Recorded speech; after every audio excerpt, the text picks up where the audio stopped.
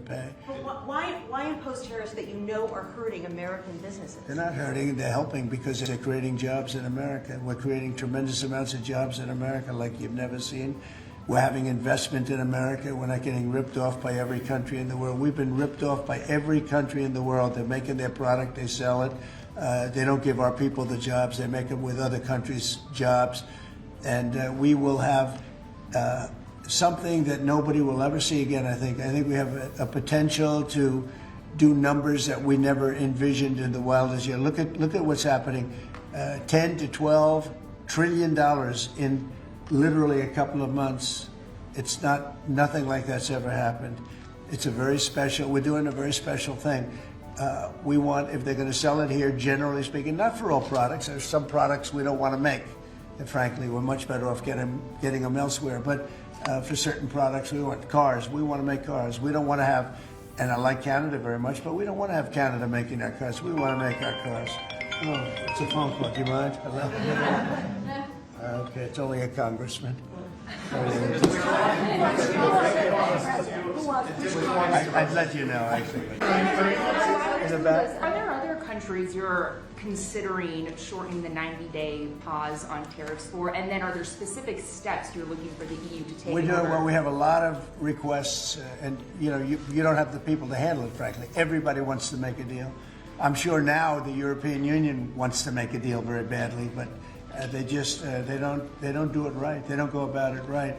The other thing they do is they sue our companies all the time. You know, they have suits where their judges, I don't know if they're appointed by them, but they're definitely Europe-centric, and we're not going to stand for it. They won a $17 billion lawsuit for Apple, and I read that case, and that's not a case that should have been won.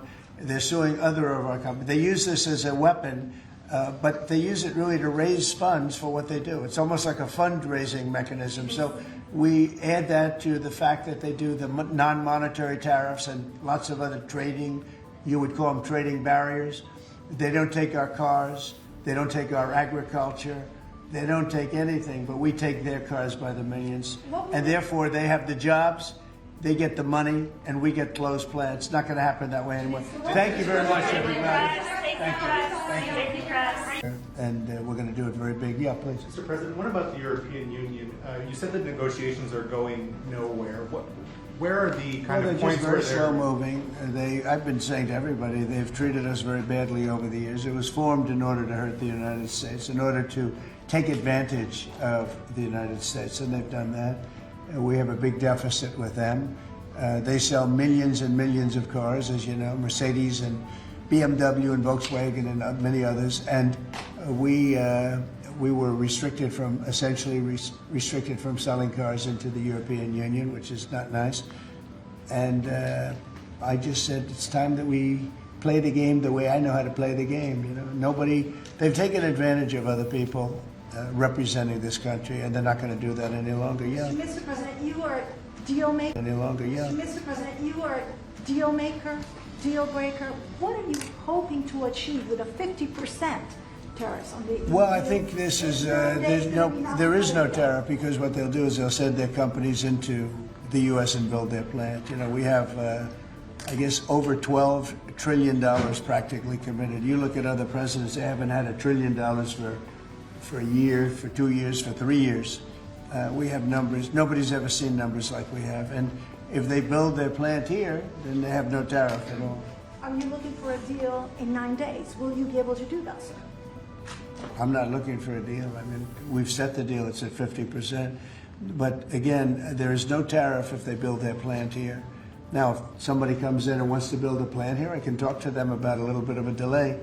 But, you know, while they're building their plant, which is something I think that would be appropriate, maybe, we'll determine that. Is there anything they can do, sir? Is there anything the EU can do? I don't know. We're going to see what happens. But right now it's going on June 1st. And that's the way it is. No, they haven't treated us properly. They haven't treated our country properly. They banded together to take advantage of us. And the people behind me know, because they had some of that with their industry. But generally, you know, we signed a great deal with United Kingdom. We have numerous other deals that are ready to be signed. We've signed a deal with China. We have some really amazing deals, but the European Union, I mean, the sole purpose was really to, not to hurt us, but to take advantage of us, and we're not going to be taking advantage. Mr. President,